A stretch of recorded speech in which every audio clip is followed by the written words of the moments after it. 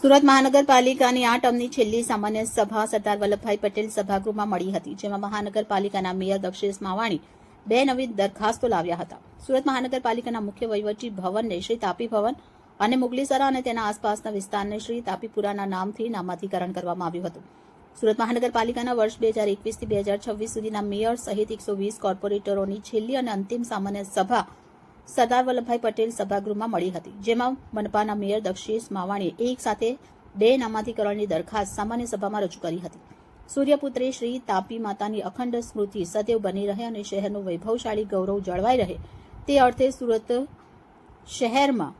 રસ્તાઓ, મોહલ્લા, ગલીઓ, ચોક, બાગ બગીચા, traffic island, જાહેર સ્થળો વગેરેના નામાભિધાન કરવાની અને સુરત મહાનગરપાલિકાની સત્તા હેઠળ હાલમાં સુરત શહેરના સેન્ટ્રલ ઝોન ખાતે આવેલ અને પવિત્ર તાપી નદીના તટ સ્થિત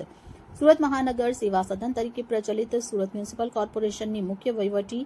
કચેરીની બિલ્ડિંગને શ્રી તાપી ભવન નામાધિકરણ કરવાનું ઠરાવવામાં આવ્યું હતું. જ્યારે બીજી એક અન્ય નામાધિકરણ દરખાસ્તની વિગત એવી છે કે સૂર્યપુત્રી શ્રી તાપી માતાની અખંડ સ્મૃતિ સમગ્ર દેશમાં સદૈવ બની રહે, સાથોસાથ સુરત શહેરના મૂળ સુરતીઓનું વૈભવશાળી ગૌરવ જળવાઈ રહે તે હેતુથી નામાધિધાન કરવાની સુરત મહાનગરપાલિકાની સત્તા હેઠળ સુરત મહાનગરપાલિકાના સેન્ટ્રલ ઝોન ખાતે આવેલ મુખ્ય વહીવટી કચેરીના બિલ્ડિંગની આસપાસનો વિસ્તાર જે મુગલીસરા નામે પ્રચલિત છે તે સમગ્ર વિસ્તારને તાપી નદીની પવિત્રતા અને મહિમા વર્ણવતા પૌરાણિક ગ્રંથ શ્રી તાપી મહાપુરાણનું સંજ્ઞાન લઈ શ્રી તાપીપુરા નામાધિકરણ કરવાનું ઠરાવવામાં આવ્યું હતું.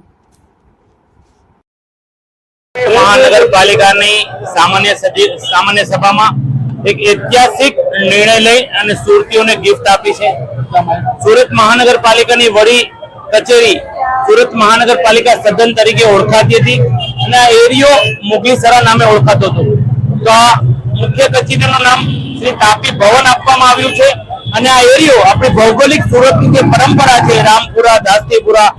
એના અનુલક્ષીને આ એરિયો આજથી તાપીપરા તરીકે ઓળખાશે. એટલે સુરતીઓની જે આ ભૌગોલિક પરાની જે નામકરણ છે તેને ધ્યાનમાં લઈ આજે સર્વાનુમતે જનરલ બોર્ડમાં આ નામાંકનનો ઠરાવ પાસ કરવામાં આવ્યો છે. આપણી સમૃદ્ધિમાં મહત્વનો રોલ તાપી માતાનો છે, તેને ઉપલેખમાં લઈ અને આજે માતાજીને ફૂલ નહીં તો ફૂલની પાખડી આપવાનું એક આજે આ નામાંકન કરવામાં આવ્યું છે. તમે આના સહભાગી થયા પ્રથમ નાગરિક તરીકે મને તો મારા જીવનમાં 18 વર્ષમાં મારી લાઈફમાં કઈ સારામાં સારું અને દિલને તૃપ્તિ થાય એવું આજનું આ કાર્ય છે માતાજીનું નામ આપવાનું.